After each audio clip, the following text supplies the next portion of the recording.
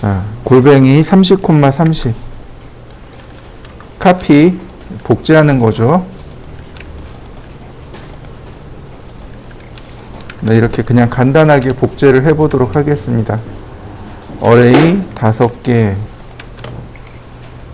자, 이렇게 놓고, 자, 간단하게 치수 기입도 이렇게 해봤습니다. dim 스케일, 모디파이. 우리가 지난 시간에 여기 피트까지 했을 거예요. 오늘은 프라이머리 유니트, 얼터네이트, 톨러런스까지 해보도록 하겠습니다. 자, 프라이머리 밸류라고 하는 부분입니다. 프라이머리 유니트, 얼터네이트 유니트. 즉, 치수를 표기하는 방법이 두 가지가 있습니다. 프라이머리, 주된 단위, 얼터네이트, 부가적인 단위, 혹은 대체적인 이란 뜻입니다. 프라이머리가 핵심이 되는 혹은 메인이 되는, 그래서 주된 단위, 얼터네이트는 보조적인 단위입니다. 왜 이렇게 해놨냐면 우리가 사용하는 단위는 밀리미터입니다. 우리가 설계를 해서 미국이나 영국으로 보냈어요. 그럼 그 사람들이 여기 나와 있는 이 30을 미리로 볼까요? 인치로 볼까요? 인치로 보는 거죠. 그래서 치수를 2개를 띄워줘야 됩니다. 미리 치수 하나, 인치 치수 하나. 그래야 헷갈리지 않겠죠. 자, 먼저 프라이머리 밸류부터 보시면, 자, 기본 포맷, 유니트 포맷이 눌러보면 뭐 사이언티픽, 과학 지수, 디시멀, 십진법 뭐 이런 식으로 쭉 나오는데 우리가 쓰는 건 이 디시멀, 십진수하고 그 아래 윈도우 데스크탑하고 이렇게 2개 씁니다. 십진수로 놓으시면 되는데 이렇게 십진수로 놓게 되면 조금 오류가 하나 있습니다. 자, 볼까요? 2.5, 30. 자, 라이너. 자, 치수가 이렇게 뽑혀 나왔네요. 근데 가만히 보시죠. 요거 쉼표죠. 소수점은 쉼표로 표기하나요? 마침표로 표기하나요? 마침표로 표기해야 됩니다. 이거 2,5라고 읽지 2.5라고 읽지는 않습니다. 자, 다시 보죠. 바로 어디로 가냐면 여기 디시멀 세퍼레이터라고 하는 항목이 있습니다. 여기에 콤마로 되어 있는데 이걸 페리오드로 바꾸시면 돼요. 그러면 이렇게 마침표로 바뀝니다. 자, 한번 해보실까요? 자, 이렇게. 그 다음에 또 하나 더 해볼까요? 자, 라이너. 자, 1200. 제가 치수를 1200mm짜리 하나 이렇게 끄집어내 봤습니다. 보이시나요? 여기 천 단위 자릿수가 빠진 거. 자, 다시 봅니다. 디멘전, 모디파이. 자, 페리오드 대신에 콤마로 바꿨습니다. 원래대로 바꿔놓은 거죠. 자, 윈도우 데스크탑으로 바꿉니다. 오케이. 그러면 이렇게 천 단위 자릿수 찍힌 거 보이시나요? 자, 다시 봅니다. 여기 2.5mm. 소수점도 마침표로 나오네요. 그러면 뭐가 조금 더 편한 건가요? 네. 윈도우 데스크탑이 조금 더 편한 거죠. 자, 한번 바꿔보시죠.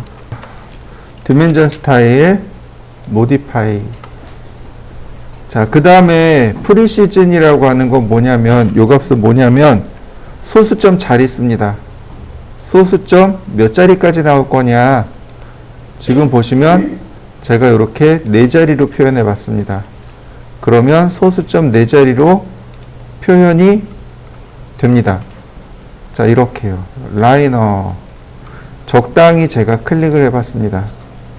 소수점 4자리 나오는 거 보이시나요? 정확하다면, 이렇게 치수가 정확하다면 소수점이 안 나와요.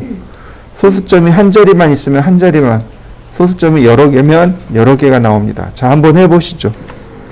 자, 디멘전 스타일, 모디파이.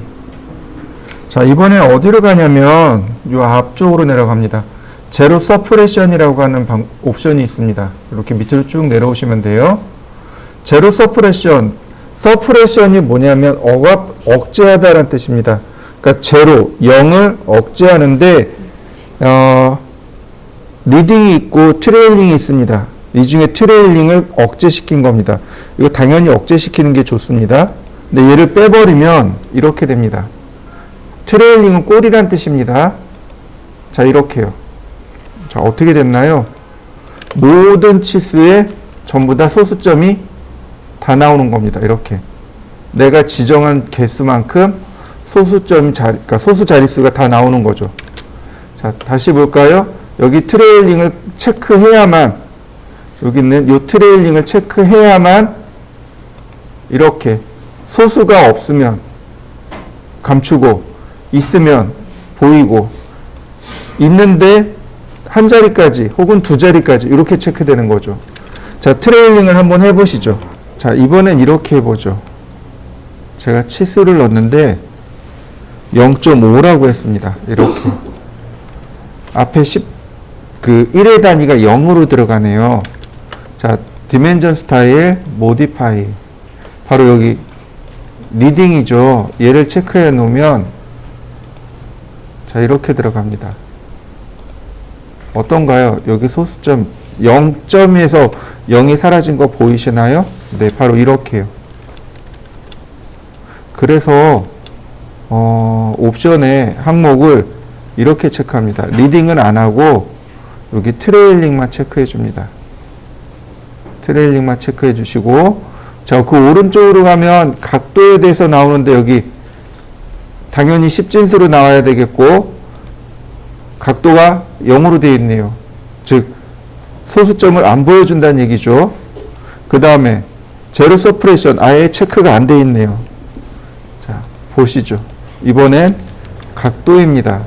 제가 적당히 이렇게 각도를 넣어봤습니다. 65도로 나오네요. 디멘전, 모디파이. 자, 소수점을 두 자리로 놓고 트레일링을 체크했습니다. 오케이. 자, 소수점 두 자리 나오는 거 보이시나요? 자, 다시 봅니다. 라인. 자,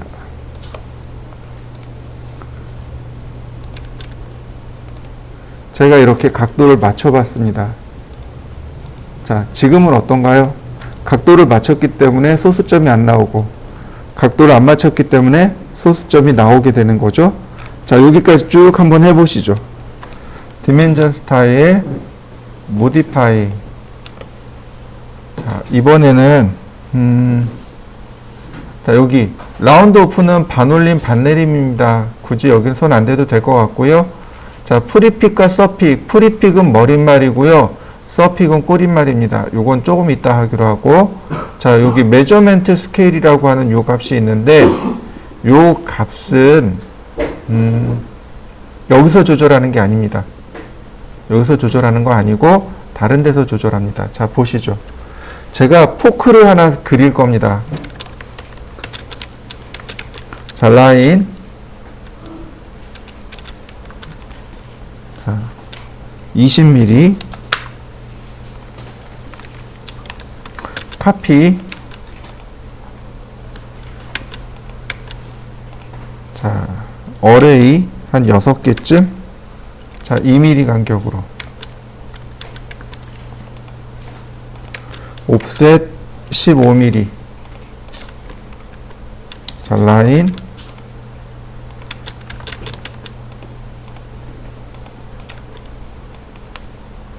자, 포크 됐나요?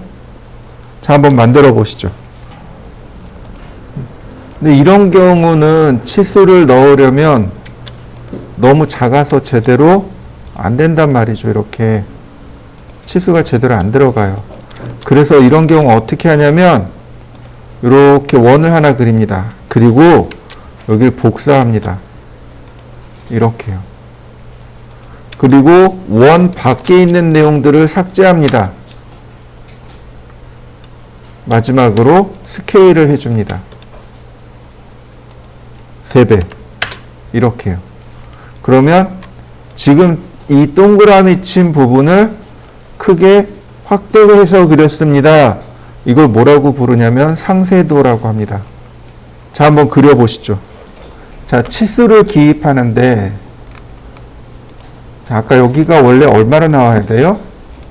2mm로 나와야 되는 거죠. 여기를 상쇄해서 그렸잖아요. 그죠? 얘를 확대해서 그린 거잖아요. 그럼 실제 치수인 2mm가 여기에 표시가 돼야 됩니다. 여기는 2mm가 여기에 2mm로 표시가 돼야 되는데 어떻게 되고 있나요? 지금 치수가 다 2배 커진 상태로 나오는 거 보이시나요? 아니 2배래. 3배 커진 걸로 보이시죠? 네, 이게 바로 메저먼트 스케일입니다. 자, 컨트롤 숫자 1을 눌러 속성 창을 띄웁니다. 그리고 선택을 하세요. 자, 그 다음 자, 여기 프라이머리 유니트로 갑니다. 이렇게 선택하고 여기 프라이머리 유니트에 가면 여기 스케일 라이너라고 하는 부분 있죠? 이걸 3분의 1로 줄여야 됩니다. 그러면 이렇게 3분의 1로 줄은 상태로 나와요. 다시 볼까요? 여기는 스케일 라이너를 제가 2라고 썼습니다. 그럼 2배 커져서 나오는 거 보이시나요? 1, 여기가 6mm입니다. 2, 그러니까 12mm가 나오고요. 4, 그러면 24mm가 나옵니다. 0.5 하면 3mm가 나오겠지만 0.3 그러면 1.8이 나온단 말이죠. 자, 1 나누기 3 그래야 2mm가 나오겠죠. 자, 그 다음에 매치 프로퍼틱스 클릭하면 이와 같이 치수가 똑같게 맞춰지는 것을 확인할 수 있습니다. 요거 메저먼트 스케일입니다. 자, 한번 확인해 보시죠.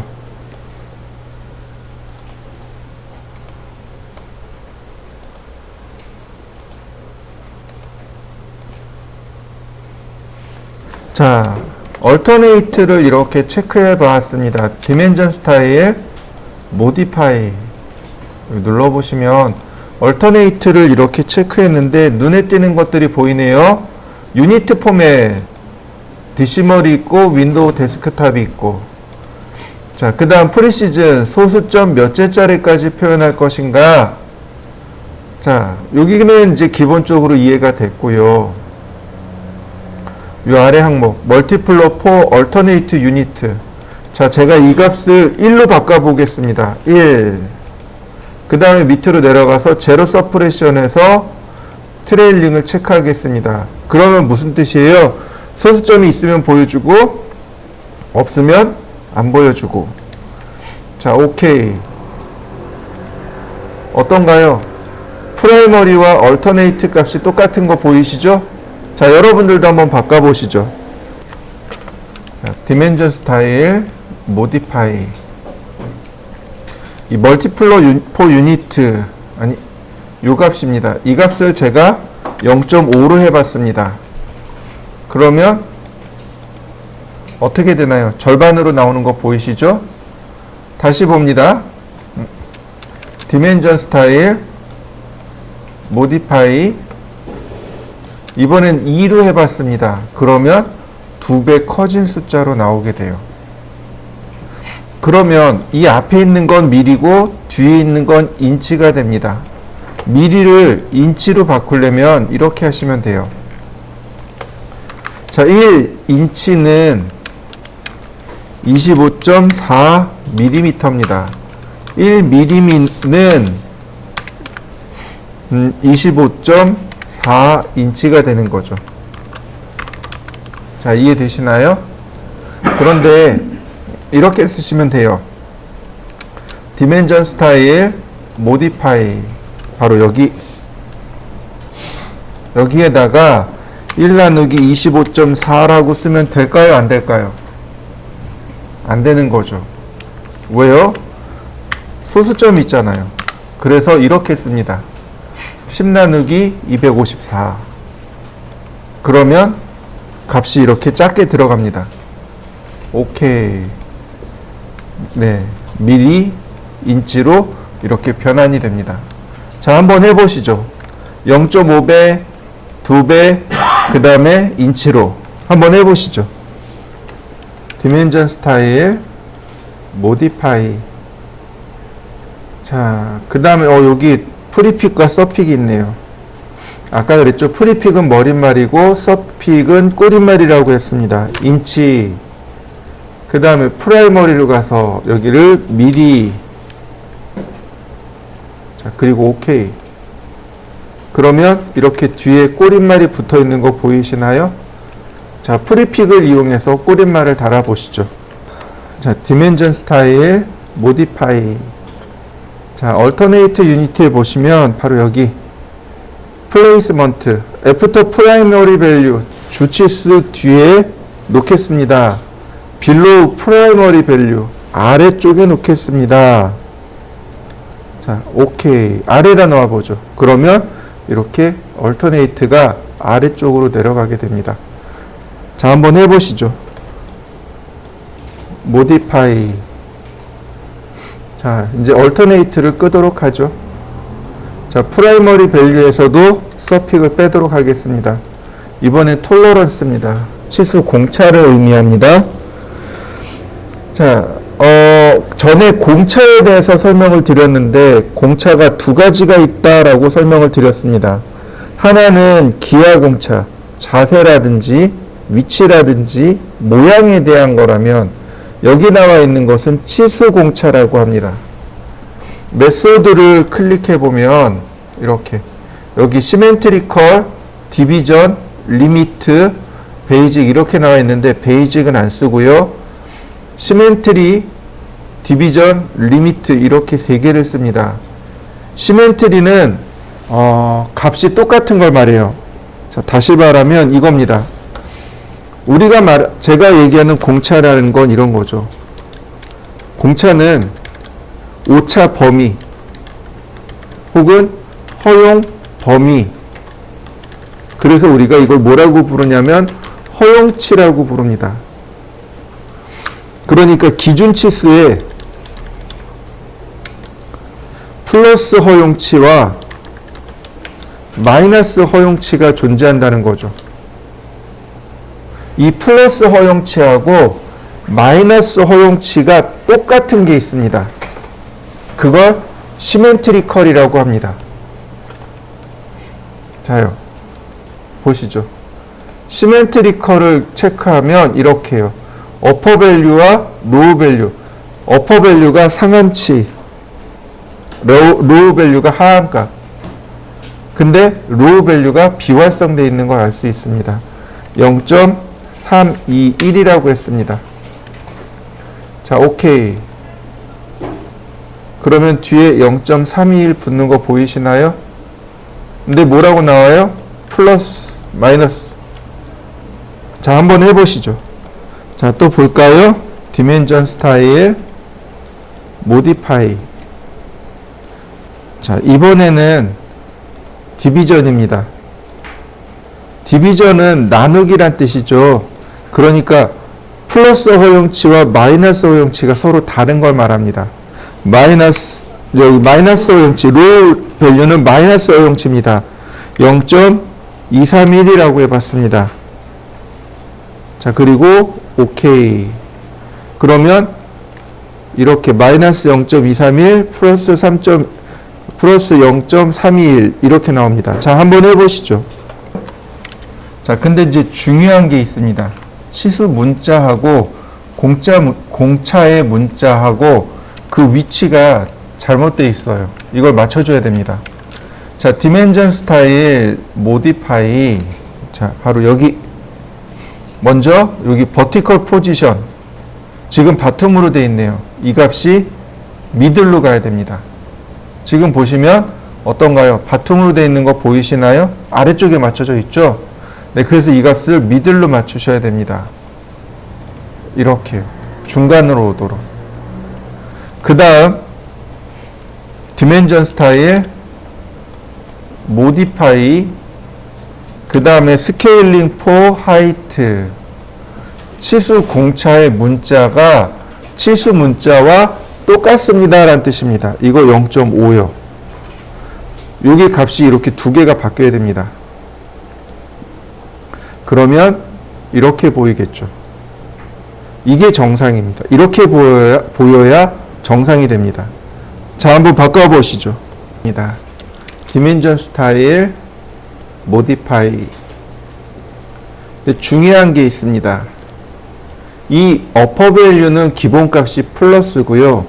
로우 밸류는 기본값이 마이너스입니다. 그러니까 값을 이렇게 플러스로 넣어도 마이너스로 나오는 겁니다. 또 하나, 공차가 이렇게 플러스 마이너스만 있는 게 아니고 플러스 플러스 공차도 있고요. 마이너스 마이너스 공차도 있습니다. 근데 이거 어떻게 하냐면 되게 쉬워요. 우리가 중학교 다닐 때 배웠던 것 중에 플러스 값 곱하기 플러스를 하면 플러스가 되고, 마이너스 값 곱하기 플러스 값을 하면 마이너스가 나오고, 그 다음 마이너스 곱하기 마이너스 하면 플러스가 된다라는 걸 배웠을 겁니다. 예를 들어 이런 거요. 자, 2 곱하기 2는 4겠죠. 그런데 마이너스 2 곱하기 2는 플러스 4일까요? 마이너스 4일까요? 마이너스 4가 됩니다.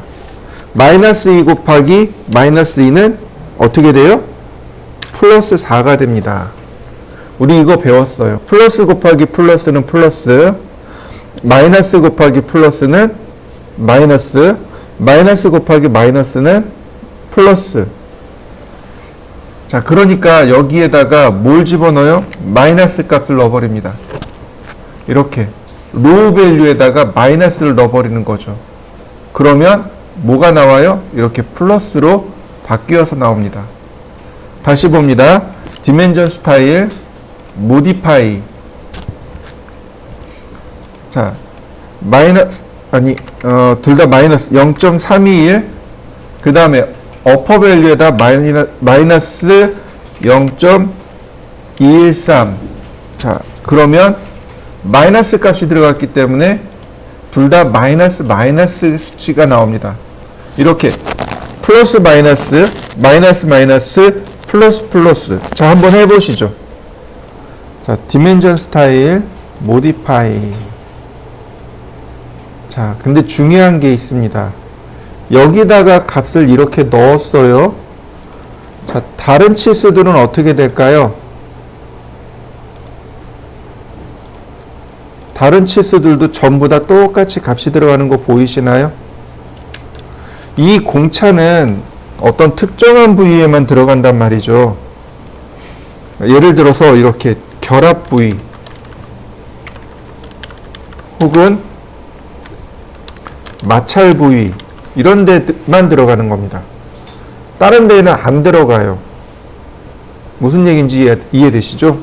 그러니까 조립이 된다든지 혹은 조립이 돼서 거기서 어떤 마찰이 일어난다든지 이런 데만 들어가지 나머지는 다 들어가질 않습니다. 그러니까 이 디멘전 스타일의 이 톨러런스 역시 어떻게 써요? 아무도 못 쓰는 겁니다.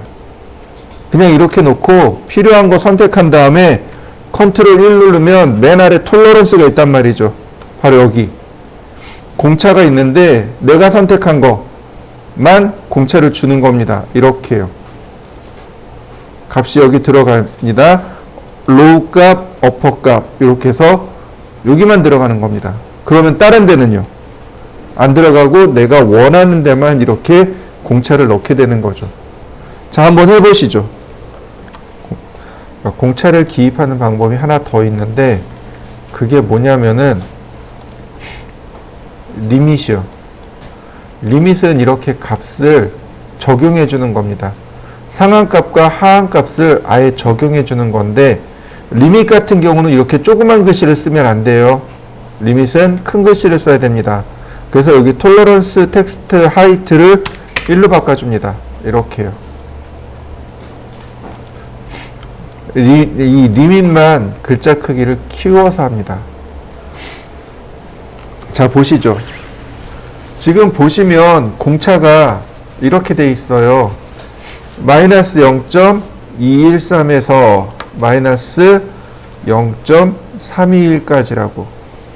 그러면 30을 기준으로 해서 만들어야 돼요. 그런데 제품을 이렇게 막 만들다가 치수를 재보는데 30에 마이너스 이러면 얼마인지 아나요? 한 번에 와닿나요? 더하기 빼기를 해줘야 되는 거죠. 그죠? 그런데 오른쪽처럼 이렇게 치수를 오른쪽처럼 주면 어떤가요? 계산할 필요가 없죠. 현장에서 작업하는 사람들은 오른쪽으로, 설계를 하는 사람들은 왼쪽으로. 이해되시나요? 그래서 여러분들이 작업할 때 도면을 보고 금방 판단하는 겁니다. 공차가 왼쪽처럼 돼 있어요. 아, 이거 설계자가 쓰는 거구나. 공차가 오른쪽처럼 돼 있어요. 아, 이거 현장에서 쓰는 사람들이구나. 이렇게 판단할 수 있는 거죠. 현장에 있는 사람들은 제품을 놓고 바로 자로 이렇게 잰단 말이죠. 그래서 이게 이 값이 양품이냐 불량품이냐를 판단해야 되는데 왼쪽처럼 주면 이게 판단이 안 서는 거죠. 이게 뭐야? 이렇게 나오는 거죠. 근데 오른쪽처럼 주면 보고서 바로 판단할 수 있는 거죠. 아, 이건 허용, 이건 불량, 이렇게 나오는 거죠. 자, 한번 해보시죠. 자, 멀티리더입니다. 다중 지시선.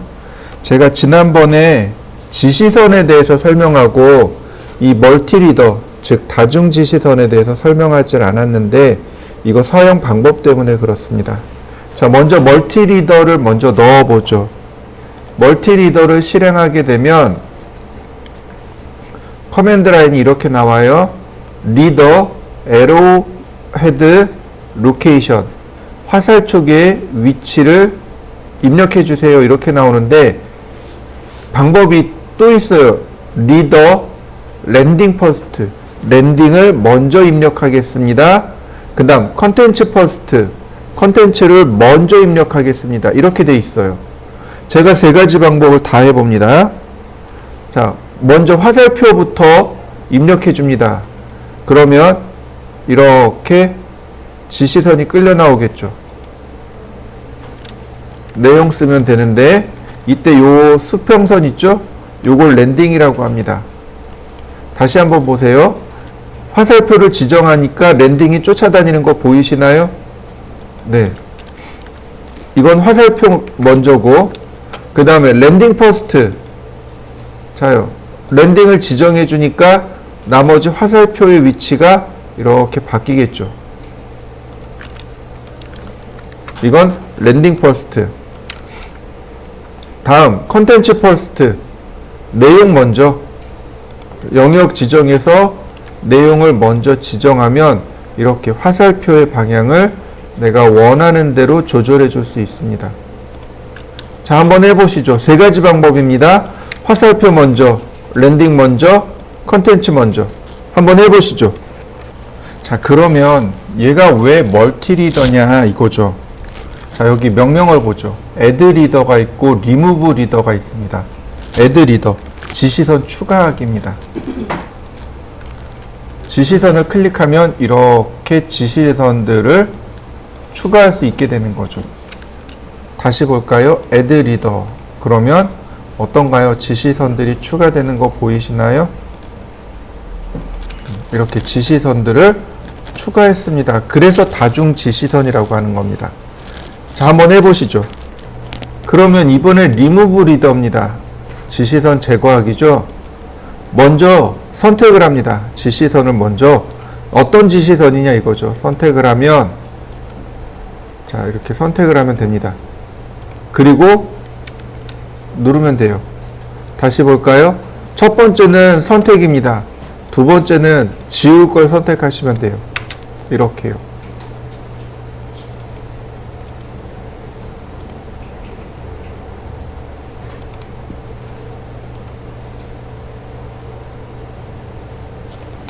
자, remove 리더. 첫 번째는 선택, 두 번째는 지울 거 선택. 그리고 엔터. 그러면 이렇게 지시선들을 추가 삭제할 수 있습니다. 한번 해보시죠. 자, 이번엔 앱리더 스타일을 사용해 볼 겁니다. 바로 여기 아래 내려가는 화살표 보이시죠? 자, 얘가 앱리더 스타일입니다. 앱리더 스타일을 누르게 되면 이렇게 대화 상자가 뜹니다. 지금 현재 스탠다드가 기본값이고 new 명령을 통해서 얼마든지 만들 수도 있습니다. 자, modify를 눌러보죠. modify를 누르면 이렇게 리더 포맷, 지시선에 대한 내용, 그 다음에 지시선 구조에 대한 내용, 그 다음 컨텐츠에 대한 내용이 있습니다. 자, 먼저 컨텐츠부터 볼까요? 컨텐츠 보시면 m텍스트가 있네요. 다중 글꼴이죠? 글꼴의 모양은 스탠다드고, 근데 여기 보시면 텍스트 하이트가 4로 되어 있죠. 자, 다시 여러분들한테 질문해 보죠. 디멘전 텍스트의 문자의 크기가 얼마였죠? 치수 문자의 크기는 얼마였을까요? 기억이 안 나요. 2.5mm입니다. 치수 문자의 크기 2.5mm, 치수 화살표의 크기 2.5mm. 그런데 얘는 문자의 크기가 얼마예요? 4mm요. 자, 리더 포맷으로 가볼까요? 여기 보시면 화살 쪽의 크기가 얼마로 되어 있어요? 4mm요. 엠리더가 글자가 크다는 얘기죠. 이걸 맞춰주셔야 돼요. 2.5 이렇게요. 컨텐츠의 크기도 똑같게 맞춰주셔야 됩니다. 2.5 이렇게요. 맞춰주셔야 돼요. 근데 중요한 건 얘가 아니고 여기 블록이요. 블록입니다. 블록. 블록을 보면 소스 블록이 이렇게 쭉 나옵니다. 이 중에 디테일 셋아웃, 서클, 트라이앵글 이렇게 3개만 해보도록 하겠습니다. 슬롯도 쓰고요. 박스도 쓰고 헥사곤도 씁니다. 다 써요. 근데 그 중에서 이제 디테일 셋아웃, 그 다음에 서클, 트라이앵글. 자, 먼저 서클부터 해보도록 하죠. 자, 오케이. 자, 엠리더. 자, 화살촉 먼저.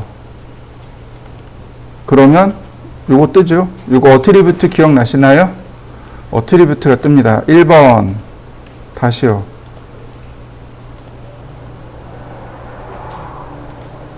(2번) 아이고 다시 2번 그 다음 3번 그 다음 4번. 이게 무슨 뜻일까요? 이거 제품 번호 매길 때 이렇게 씁니다. 제품 번호 가져올 때 이렇게 써요. 자, 한번 해보시죠. 중요한 게 있습니다. 제품 번호는 이렇게 쓰는 게 맞지만 지금 보시면 어떤가요? 일렬로 딱 안 맞죠? 네, 그게 바로 여기 있는 얼라인입니다. 멀티리더에 보시면 얼라인이 있는 이유가 지시선 일자로 맞추기예요. 자, 얼라인 누르고 치수선을 전체 선택합니다. 엔터. 그 다음에 기준이 될 만한 걸 선택해 주세요. 그러면 이렇게 수평으로, 그 다음에 이렇게 수직으로 맞출 수 있습니다. 자, 지금 일렬로 이렇게 치수가 맞아 떨어졌죠? 자, 한번 해보시죠. 그 다음에 그 아래 보면 여기 콜랩스라고 하는 항목이 있습니다. 합치기. 그러니까 치수, 이렇게, 부품 번호 같은 경우는 간혹 이렇게 하나로 합쳐서 놓는 경우들이 존재합니다. 왜냐면 부품이 이렇게 하나로 뭉쳐가지고 합체되어 있는 경우, 우린 이런 거 아세이라고 하는데, 이렇게 부품이 아세이일 경우 제품 번호를 이렇게 하나로 묶어 놓는 경우들이 많습니다. 자, 한번 해보시죠. 자, 엠리더 스타일, 모디파이, 이번엔 디테일 셋아웃입니다. 오케이. 자, 엠리더. 그러면 이렇게 뜹니다. 뷰 넘버하고 시트 넘버가 뜨는데, 이런 식으로들 주로 많이 써요. 비닐, 타일, VT. 그 다음 01번. 자, 오케이. 이렇게요. 그럼 여기 있는 재질은 비닐 타일 첫 번째입니다. 라고 이런 식으로 사용합니다. 자, 한번 해보시죠. 자, 앱리더 스타일, 모디파이, 그 다음에 트라이앵글.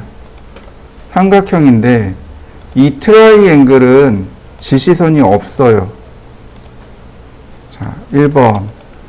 트라이앵글은 지시선이 없습니다. 그래서 속성창을 띄운 뒤에 지시선을 이렇게 감춥니다. 자, 한번 해보시겠습니까? 자, 이번엔 뭘 할 거냐면 리비전 클라우드를 할 겁니다. 리비전 클라우드를 아마 우리가 공부하지 않았을 거예요. 아, 했구나. 여기 리비전 클라우드. 요거 계정 마크라고 하죠. 계정 마크입니다. 자, 리비전 클라우드. 자, 스타일은 캘리그라피, 그 다음에 아크랭스는 자, 20, 그 다음 프리엔드.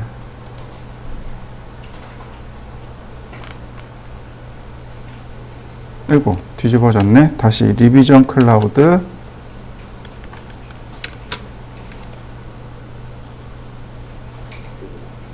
자, 이렇게요.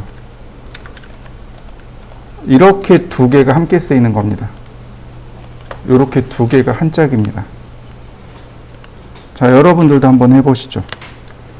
그럼 요건 언제 쓰느냐? 자, 리비전 클라우드에 대해서 제가 전에 설명한 적이 있습니다. 기억나시나요? 실시도면 기억이 없나? 안 했나요? 우리가 도면 설계 도서를 그릴 때요, 그냥 일반 도서가 있고 실시 도서가 있습니다. 그러니까 다시 말하면 현장에서 시공할 수 있도록 도면을 그리는 걸 실시 도서라고 합니다. 근데 이 리비전 클라우드, 리비전은 개정하다라는 뜻이고 클라우드는 구름입니다. 그래서 이걸 합쳐서 계정 구름 이렇게 안 하고 계정 마크 이렇게 부릅니다. 계정 마크라고 해요. 도대체 뭐냐? 실시 도면이 들어가면 도면 수정을 할 수 없어요. 그 이전, 그러니까 실시 설계 이전에는 얼마든지 도면을 수정해도 돼요. 누가 뭐라고 하지 않습니다. 그런데 실시 설계 이후에는 도면 설계, 그러니까 도면 수정하면 안 돼요. 저도 이제 몇 번 당했어요. 근데 현장에 가면 이런 일들이 자주 있어요. 그러니까 도면 수정도 하고, 그 다음에 현장도 이제 수정하고, 그러니까 이제 이런 거죠. 여기 이제 어떤 공간을 만들기로 하고, 이제 도면 승인을 해준 거죠. 근데 막상 와서 보니까 본인들이 생각하기에 너무 작은 거죠. 여기 너무 작아요. 근데 반대로 저쪽 옆에 공간은 너무 커요. 결론은 이 벽을 저쪽으로 밀어주세요. 이미 시공이 끝났는데 그러고 간단 말이죠. 그럼 어떻게 해요? 벽을 밀어야죠. 여기 쓰는 사람들이 바꿔달라고 그랬는데, 그죠? 이게 이제 리비전입니다. 도면 개정하는 거예요. 근데 문제는 뭐냐면 도면을 개정하는 건 문제가 아니에요. 근데 다시 보시죠. 이 벽을 세우기 위해서 자재비, 인건비, 그리고 플러스 시간이 들어갔죠. 근데 허무네요. 허물네요. 그러면 이거 철거 비용이 들어가죠. 철거비에 철거하는 인건비가 또 들어가요. 그죠? 그 다음에 다시 또 세워야 되잖아요. 자재비에 인건비. 그럼 시간은 시간대로 들어가고 비용은 비용대로 들어가는 거잖아요. 그죠? 그럼 그 비용을 누가 무는 거죠? 이걸 그러니까 시공하는 시공자가 물어야 되나요? 아니면 지시한 클라이언트가 물어야 되나요? 지시한 클라이언트한테 이거 당신네들이 이거 수정하라고 했잖아요. 그러니까 이거에 대한 비용은 더 주셔야 하지 않겠습니까? 이렇게 나가는 겁니다. 이게 개정 마크예요. 도면을 개정했다는 뜻이 바로 이런 겁니다. 이해되셨나요? 네. 바로 이 구름 아래에 있는 내용들은 도면을 수정했습니다. 라는 뜻이 되는 거고, 번호, 삼각형에 번호가 들어갔잖아요. 첫 번째 했습니다. 두 번째 했습니다. 세 번째 했습니다. 이런 의미가 되는 겁니다. 이해되시나요? 그리고 이제 공사가 다 끝났어요. 그리고 이제 비용 정산을 해야 되잖아요. 그럼 이제 추가 비용이 발생한 거 아니에요? 이 부분 때문에. 그러니까 도면을 딱 제시하는 거죠. 이 부분, 요 날짜에 수정했습니다. 그래서 추가 비용이 이만큼 발생했어요. 돈 주세요. 이렇게 되는 겁니다. 만약에 이게 없으면 어떻게 돼요? 누가 언제 뭘 했다고? 이렇게 나오는 거죠. 오리발을 내미는 거죠. 그래서 이렇게 리비전 클라우드를 그려서 만들어 놓는 겁니다. 이해되셨죠? 그때 사용하는 거고, 도면을 잠깐 보세요.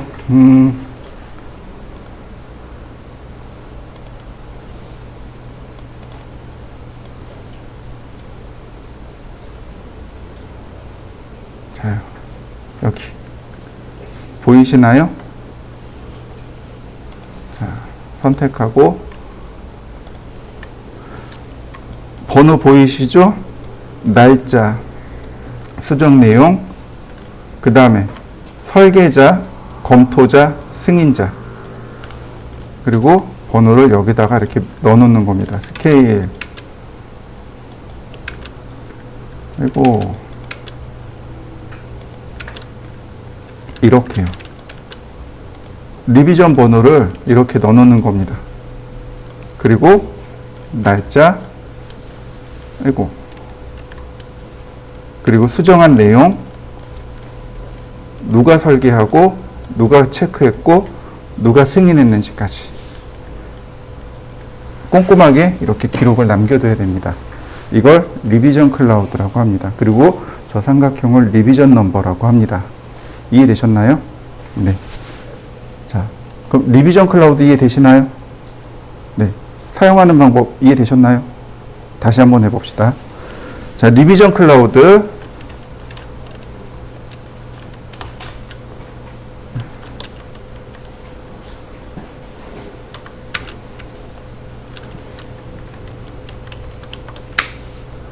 그러면 제일 첫 번째가 나오는 게 아크 랭스입니다. 호의 크기.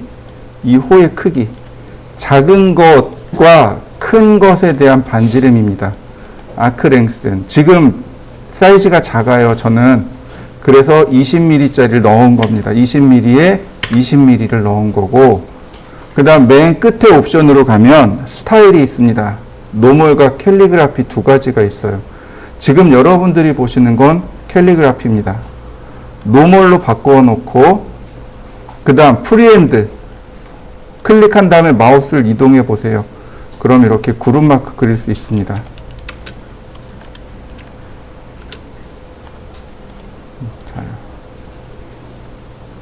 이렇게요. 오른쪽은 노멀이고 왼쪽은 캘리그라피. 다시 말하면 캘리그라피는 펜글식 스타일이고 얘는 일반 스타일이고. 자, 두 가지 한번 해보시죠. 자, 리비전 클라우드. 이번엔 폴리거널이요. 폴리거널은 다각형이란 뜻입니다. 이렇게 클릭하시면 돼요. 클릭하시면 이렇게 모양이 완성이 됩니다. 자, 다시 또 보겠습니다. 이번엔 렉탱귤러. 사각형을 그리면 됩니다. 그러면 모양이 완성이 되겠죠? 자, 두 개 한번 해보시죠. 자, 다시 한번 볼까요? 이번엔 서클을 그렸습니다. 사각형도 그렸습니다. 폴리곤도 그렸습니다. 육각형, 엣지. 그 다음에 라인도 그렸습니다. 라인.